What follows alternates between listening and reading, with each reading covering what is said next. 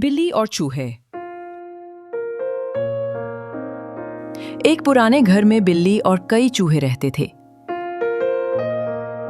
बिल्ली दिन रात चूहों को पकड़ने की ताक में रहती। चूहे रोज खौफ सदा रहते कि आज किसकी बारी है। एक दिन चूहों ने मशवरा किया, अगर हम बिल्ली के गले में घंटी बांध दें तो हमें उसके आने की खबर हो जाएगी।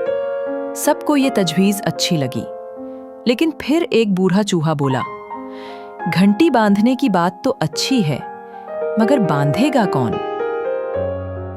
सब खामोश हो गए। यूं वो मंसूबा कभी पूरा ना हो सका। सबक, सिर्फ बातें करने से कुछ नहीं होता, अमल करना जरूरी है।